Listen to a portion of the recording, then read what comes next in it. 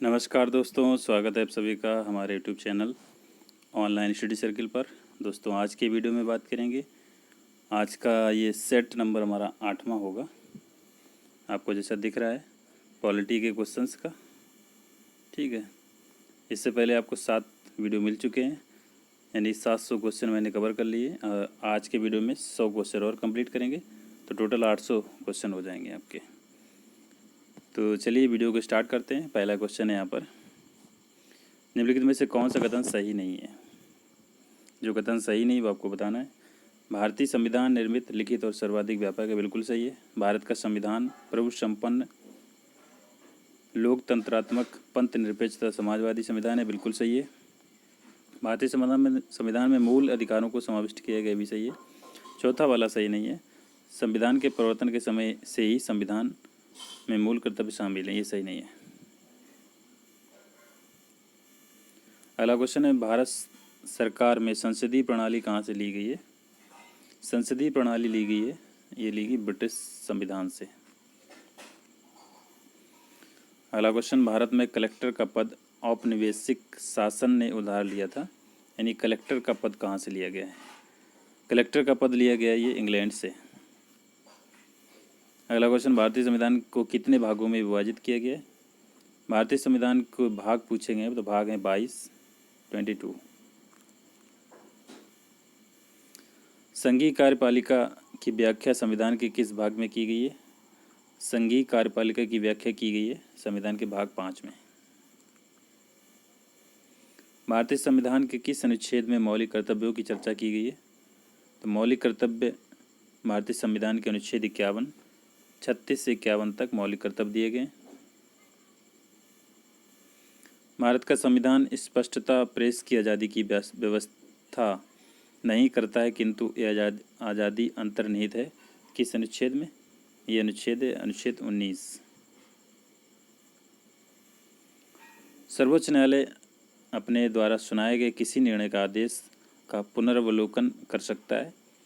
इस व्यवस्था संविधान के किस अनुच्छेद में उपबंधित है, यानी कि तो ये किस संविधान के किस अनुच्छेद में है। ये है अनुच्छेद 137 में। यानी संविधान अगर न्यायालय ने कोई निर्णय सुनाया है तो अपनी उस निर्णय की आदेश को समीक्षा दोबारा कर सकता है। ये अनुच्छेद 137 में है। भारत के महान्यायवादी की नियुक्ति से संबंधित अनुच्छेद कौन सा है। महान्यायवादी की नियुक्ति अनुच्छेद 76 के अंतर्गत की जाती है। अखिल भारतीय सेवाओं में संविधान का कौन सा अनुच्छेद संबंधित है, यानी अखिल भारतीय सेवाओं के लिए कौन सा संविधान है। अखिल भारतीय सेवाओं के लिए संविधान 312 अनुच्छेद है आर्टिकल। क्षेत्रीय परिषदों के गठन के संबंध में किस वर्ष प्रावधान किया गया। क्षेत्रीय परिषदों के गठन में 1956 में प्रावधान किया गया था। निम्नलिखित में से कौन संविधानेतर और विधिवाह निकाय है। संविधानेतर और विधिवाह निकाय कौन सा है इसमें से। तो राइट आंसर हो जाएगा ऑप्शन डी, सारे हैं। राष्ट्रीय विकास परिषद, राष्ट्रीय एकता परिषद और योजना आयोग। योजना आयोग तो नहीं रहा, अब नीति आयोग हो गया है। निम्नलिखित में से कौन राष्ट्रीय विकास परिषद के अंग नहीं होते हैं। राष्ट्रीय विकास परिषद के अंग राज्यों एक राज्यपाल ये नहीं होते हैं, बाकी राज्य के मुख्यमंत्री, प्रधानमंत्री, योजना आयोग के सदस्य सारे होते हैं। अखिल भारतीय सेवाओं का गठन कर सकता है, कौन कर सकता है। अखिल भारतीय सेवाओं का गठन संसद कर सकती है। भारत सरकार अधिनियम 1919 के अधीन लोक सेवा आयोग की स्थापना कब हुई थी। क्वेश्चन पूछा जा चुका है। लोक सेवा आयोग की स्थापना की गई थी 1926 में। निर्वाचन आयोग की सहायता के लिए लोकसभा या राष्ट्र विधानमंडल के साधारण निर्वाचन के पहले प्रादेशिक निर्वाचन आयुक्त की नियुक्ति करने का अधिकार किससे प्राप्त है। तो ये प्राप्त है राष्ट्रपति को। चुनाव के समय किसी क्षेत्र में चुनाव प्रचार जो है कब बंद करना होता है, कितने समय पहले। तो ये बंद करना होता है मतदान होने से 48 घंटे पूर्व। ईवीएम का प्रयोग भारतीय चुनाव में कब से प्रारंभ हुआ है। तो ईवीएम का प्रयोग स्टार्ट हुआ है 1998 से। संसद द्वारा मुख्य निर्वाचन आयुक्त तथा निर्वाचन आयुक्तों की सेवा शर्तों से संबंधित अधिनियम का पारित किया गया है। तो ये पारित किया गया था 1994 में। भारत को एक संविधान देने का प्रस्ताव संविधान सभा द्वारा कब पारित किया गया? तो ये पारित किया गया है 22 जनवरी 1947 को। संविधान सभा के पुनर्गठन के फलस्वरूप 1947 तक संविधान सभा में सदस्यों की संख्या कितनी रह गई? तो पहले तो सदस्यों की संख्या थी 389, लेकिन बाद में 299 रह गई थी। संविधान सभा की रचना हेतु संविधान का विचार सर्वप्रथम किस पार्टी ने प्रस्तुत किया था? ये प्रस्तुत किया था स्वराज पार्टी ने। स्वराज पार्टी की स्थापना किसने की थी? 1923 में की थी मोतीलाल नेहरू और CR दास ने। कैबिनेट मिशन योजना के अंतर्गत संविधान निर्मात्री परिषद में प्रत्येक प्रांत की आवंटित सदस्य संख्या निर्धारित करने के लिए एक प्रतिनिधि कितनी जनसंख्या के अनुपात में था? तो एक प्रतिनिधि जो हुआ करता था, यानी एक सीट, वो 10 लाख व्यक्ति पर एक सीट हुआ करती थी। संविधान सभा में कांग्रेस के कितने प्रतिनिधि निर्वाचित हुए थे? कांग्रेस के प्रतिनिधि निर्वाचित हुए थे 208। भारतीय संविधान के किस भाग को संविधान की कुंजी की संज्ञा दी गई है? तो ये दिया गया प्रस्तावना को संविधान की कुंजी। भारतीय संविधान की प्रस्तावना के अनुसार भारत के शासन की शक्ति किसके पास है? भारत के शासन की शक्ति है जनता के पास। संविधान की प्रस्तावना सभी भारतीय नागरिकों को निम्न में से एक उपलब्ध कराने के लिए वादा नहीं करती। तो क्या वादा नहीं करती है? राइट आंसर ऑप्शन डी, पूजा की समानता। भारतीय संविधान किसके द्वारा स्वीकृत है? ये स्वीकृत है भारत की जनता के द्वारा। कल्याणकारी राज्य का उद्देश्य क्या होता है? कल्याणकारी राज्य का उद्देश्य होता है कमजोर वर्गों के कल्याण का प्रबंधन करना। राष्ट्रीय पिछड़ा वर्ग आयोग की स्थापना कब की गई? राष्ट्रीय पिछड़ा वर्ग आयोग की स्थापना की गई थी 1993 में। भारतीय संविधान के किस अनुच्छेद के तहत अनुसूचित जाति एवं जनजाति के सदस्यों के लिए विधानसभाओं में से सीट आरक्षित प्रदान की गई है? विधानसभाओं में सीट आरक्षित की गई है, तो किस अनुच्छेद के अंतर्गत की गई है? ये की गई है अनुच्छेद 332 के अंतर्गत। राष्ट्रपति लोकसभा में आंग्ल भारतीय समुदाय के कितने व्यक्तियों को प्रतिनिधित्व न होने की स्थिति में मनोनीत कर सकता है? तो लोकसभा में कर सकता है राष्ट्रपति 2 और राज्यसभा में 12। लेकिन जो लोकसभा में होते हैं वो आंग्ल भारतीय समुदाय के होते हैं। बाघ से पूर्व भारत का राष्ट्रीय पशु क्या हुआ करता था? तो बाघ अभी राष्ट्रीय पशु है, लेकिन इससे पहले सिंह हुआ था। भारत का राष्ट्रीय गीत वंदे मातरम सर्वप्रथम कब गाया गया? तो ये गाया गया था 1896 में। भारत के राष्ट्रीय ध्वज के मध्य में बने धर्म चक्र का रंग क्या है? जो चक्र बना है उसका रंग पूछ रहा है। उसका रंग है गहरा नीला।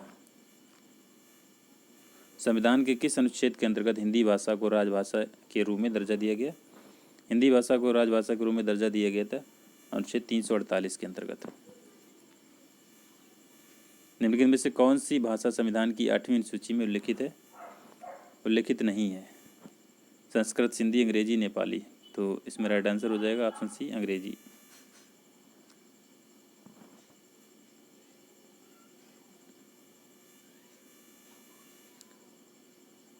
भारत संघ शामिल राज्यों और संघ शामिल क्षेत्रों का उल्लेख भारतीय संविधान की किस अनुसूची में है? तो ये है प्रथम अनुसूची में।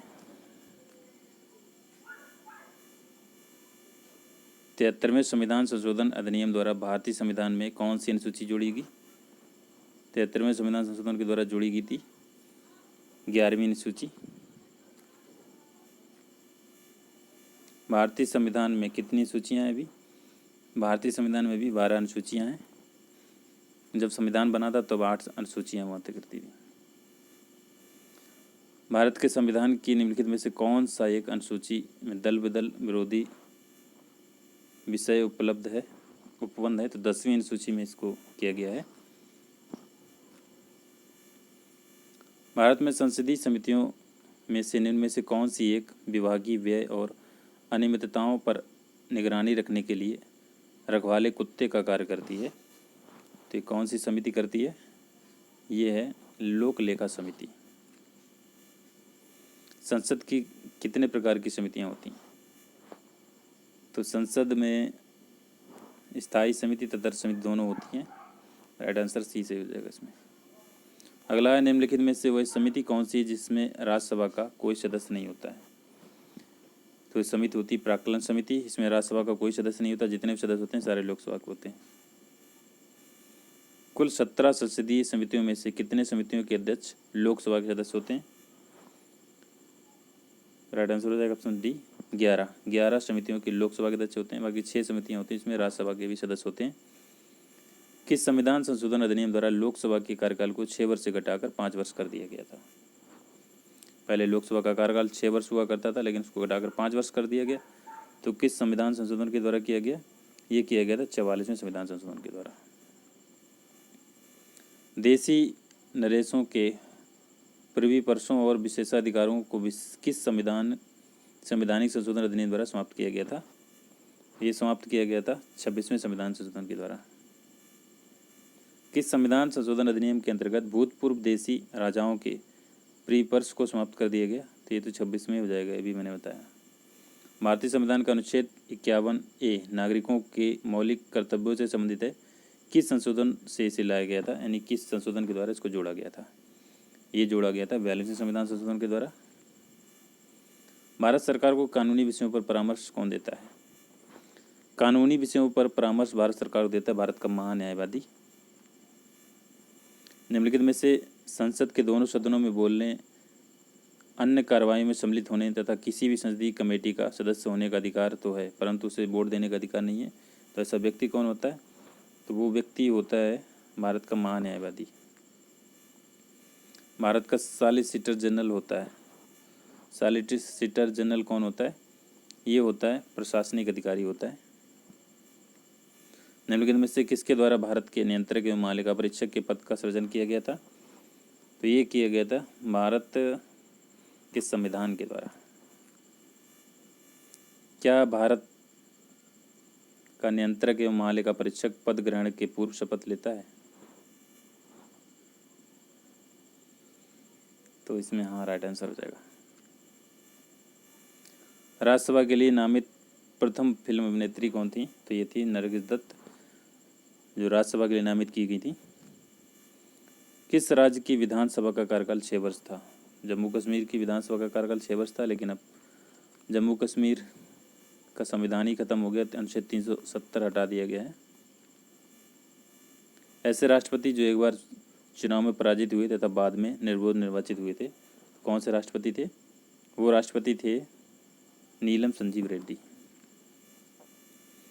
दीवानी मामलों में संसद के सदस्यों को किस दौरान गिरफ्तार नहीं किया जा सकता है?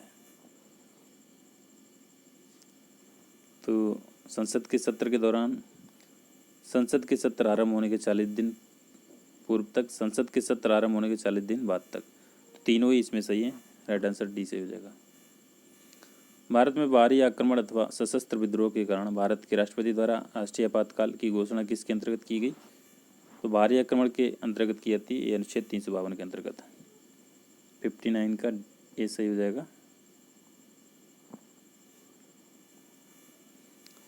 भारतीय संविधान में संसद को संशोधन किस अनुच्छेद के तहत करने का अधिकार दिया गया है? तो ये दिया गया अनुच्छेद 368 के तहत संविधान में संशोधन कर सकते हैं, 368 के अंतर्गत। भारतीय संविधान की कौन सी विशेष व्यवस्था इंग्लैंड से ली गई है? इंग्लैंड से क्या लिया गया? इंग्लैंड से ली गई संसदीय प्रणाली ली गई है। किस अनुच्छेद के तहत संसद को नागरिकता के संबंध में कानून बनाने का अधिकार दिया गया है? तो ये दिया गया है अनुच्छेद 5 के अंतर्गत। मौलिक अधिकार संविधान के किस भाग में वर्णित हैं? मौलिक अधिकार संविधान के भाग 3 में वर्णित हैं। मौलिक अधिकारों के बारे में सुनवाई करने का अधिकार निम्न में किसको प्रदान किया गया है? तो ये प्रदान किया गया सर्वोच्च न्यायालय को। संविधान में राज्य के नीति निर्देशक तत्वों को शामिल करने के पीछे क्या उद्देश्य है? इसका उद्देश्य है सामाजिक आर्थिक लोकतंत्र की स्थापना करना। संविधान के किस अनुच्छेद में न्यायपालिका का कार्यपालिका से पृथक्करण का उल्लेख किया गया है? यानी न्यायपालिका और कार्यपालिका दोनों अलग। तो किस अनुच्छेद में किया गया? ये क्या अनुच्छेद 50 में। भारतीय संविधान में मौलिक कर्तव्यों की सूची निम्नलिखित में से किस भाग के रूप में जोड़ी गई है? तो मौलिक कर्तव्य जोड़े गए भाग 4 में। मूल अधिकारों को प्रवर्तित करने की शक्ति किसको प्राप्त है? तो ये प्राप्त है उच्चतम व उच्च न्यायालय दोनों को। भारतीय संविधान के अनुच्छेद में संवैधानिक उपचारों का अधिकार दिया गया। किस अनुच्छेद में दिया गया? ये दिया गया अनुच्छेद 32 में। निम्नलिखित समादेशों में से कौन सा समादेश किसी अवैध व्यक्ति से सरकारी पद को बचाने के लिए जारी किया जाता है? तो ये जारी किया जाता है अधिकार परीक्षा। अध्यादेश जारी करने का राष्ट्रपति का कौन सा अधिकार है? राष्ट्रपति अध्यादेश जारी करता है तो कौन सा अधिकार है राष्ट्रपति का? यह है विधायी अधिकार। राष्ट्रपति के चुनाव संबंधी मामले कहाँ होते हैं? चुनाव संबंधी राष्ट्रपति उपराष्ट्रपति के जो मामले होते हैं उच्चतम न्यायालय में देखे जाते हैं। स्वतंत्र भारत के प्रथम राष्ट्रपति किस राज्य के थे? तो वो राष्ट्रपति थे बिहार के। भारत का राष्ट्रपति किसके द्वारा चुना जाता है? भारत का राष्ट्रपति चुना जाता है सांसदों व विधानसभा सदस्यों के द्वारा। 74 का वी। संसद में शामिल नहीं है। संसद में क्या शामिल नहीं है? संसद में मुख्य निर्वाचन आयुक्त शामिल नहीं, बाकी राष्ट्रपति, राज्यसभा, लोकसभा तीनों शामिल हैं। भारत के राष्ट्रपति के आर्थिक संकट की घोषणा कब की थी? तो अभी तक वित्तीय आपातकाल कभी नहीं लगा है। Right answer option D. तीसरी बार राष्ट्रीय आपातकाल की घोषणा राष्ट्रपति ने किस आधार पर की थी? तो ये की थी आंतरिक अशांति के आधार पर। किसी राज्य में राष्ट्रीय शासन की घोषणा किस व्यक्ति का प्रतिवेदन मिलने पर राष्ट्रपति करता है? ये करता है राज्यपाल का प्रतिवेदन अगर मिल जाता है तो राष्ट्रपति राज्य में राष्ट्रपति शासन लगा देता है। प्रथम बार भारत के किस राज्य में राष्ट्रपति शासन लागू किया गया था? सबसे पहली बार किया गया था पंजाब में। वित्तीय आपातकाल स्थिति के दौरान राज्य विधानमंडलों द्वारा पारित सभी वित्त विधेयकों को निम्नलिखित में से किसके विचारार्थ आरक्षित रखा जाता है? तो ये रखा जाता है राष्ट्रपति। उपराष्ट्रपति के चुनाव हेतु कौन सी प्रणाली अपनाई जाती है? उपराष्ट्रपति के चुनाव में एकल संक्रमणी प्रणाली अपनाई जाती है। कार्यकाल समाप्त होने से पूर्व उपराष्ट्रपति को हटाने का अधिकार किसके पास होता है? कार्यकाल पूर्व समाप्त होने से उपराष्ट्रपति को हटाने का अधिकार संसद के पास होता है। उपराष्ट्रपति के चुनाव संबंधी विवादों का निपटारा कौन देखता है? तो उपराष्ट्रपति और राष्ट्रपति दोनों के चुनाव संबंधी जो भी विवाद होते हैं वो सर्वोच्च न्यायालय देखता है। भारत के प्रथम उपराष्ट्रपति थे भारत के डॉक्टर सर्वपल्ली राधाकृष्णन। कौन राष्ट्रपति के चुनाव में तो मतदान नहीं कर सकता परंतु उपराष्ट्रपति के चुनाव में मतदान कर सकते हैं? तो कौन होते हैं ये लोग? ये होते हैं संसद के मनोनीत सदस्य। भारत के प्रधानमंत्री नियुक्त होते हैं। विश्व में संसदीय शासन प्रणाली सर्वप्रथम किस देश में लागू हुई थी? तो ये लागू की गई थी ब्रिटेन में। जवाहरलाल नेहरू के बाद भारत के प्रधानमंत्री कौन बने? जवाहरलाल नेहरू के बाद बने थे भारत के प्रधानमंत्री गुलजारी लाल नंदा। इंदिरा गांधी दूसरी अवधि के लिए प्रधानमंत्री कब बनी थी? तो ये बनी थी 1980 से 1984 के बीच। प्रथम गैर कांग्रेसी प्रधानमंत्री कौन बने थे? गैर कांग्रेसी प्रथम प्रधानमंत्री थे मोरारजी देसाई। भारतीय संविधान के अनुच्छेद 370 का संबंध जम्मू कश्मीर से था लेकिन अब ये रहा नहीं है। तो राइट आंसर ऑप्शन इसमें हो जाएगा जम्मू कश्मीर के मुख्यमंत्री का कार्य अवधि पहले होता था। मुख्यमंत्री का कार्यकाल पूछा है तो 6 वर्ष का पहले होता था उनका। मूल संविधान में राज्यों को कितने वर्गों में रखा गया है? ये रखा गया है 4 वर्गों में। किसी राज्य का नाम परिवर्तन करने का अधिकार किसके पास है? राज्य का नाम परिवर्तन करना है, उनकी सीमाओं का परिवर्तन करना है या नए राज्य का गठन करना है, सारी शक्तियां संसद के पास होती हैं। राज्य पुनर्गठन आयोग कब हुआ था? राज्य पुनर्गठन आयोग ये 1956 में हुआ था। भारतीय संविधान का वर्णन किस रूप भारतीय संविधान भारत का वर्णन किस रूप में करता है? तो ये करता है राज्यों के संघ के रूप में। राजस्थान के कौन से 2 जिले एनसीआर में आते हैं? राजस्थान के 2 जिले हैं अलवर और भरतपुर, ये दोनों जिले एनसीआर में आते हैं। नीचे दिए गए राज्यों का भारत संघ के संपूर्ण राज्य का दर्जा प्राप्त होने का सही कालानुक्रम कौन सा है? तो ये है नागालैंड, हरियाणा, सिक्किम, अरुणाचल प्रदेश। पहला ऑप्शन इसमें सही हो जाएगा। भारत की संघीय व्यवस्थापिका को किस नाम से जाना जाता है? संघीय व्यवस्थापिका को जानता है संसद के नाम से। संसद के दोनों सदनों की संयुक्त अधिवेशनों की अध्यक्षता कौन करता है? दोनों सदनों की संयुक्त अधिवेशन की अध्यक्षता करते हैं लोकसभा अध्यक्ष करते हैं। तो दोस्तों यहाँ पर 100 क्वेश्चन कंप्लीट कर लिए। 800 क्वेश्चन आपको मिल चुके हैं इस वीडियो के लास्ट तक। तो आपको वीडियो पसंद आया तो प्लीज़ वीडियो को लाइक और शेयर जरूर करें और चैनल को ज़रूर सब्सक्राइब कर लें। जो भी पहली बार चैनल को विजिट कर रहा है, आपके कुछ सुझाव हैं तो कमेंट बॉक्स में कमेंट करके दे सकते हैं। जब सारे वीडियो हो जाएंगे तो इस वीडियो की PDF आपको शेयर कर दी जाएगी टेलीग्राम चैनल पर, और वीडियो के लास्ट वीडियो में से जो भी लास्ट वीडियो रहेगा पॉलिटी का, उसमें शेयर कर दी जाएगी। Thank you for watching. मिलते हैं नेक्स्ट वीडियो में। Thank you.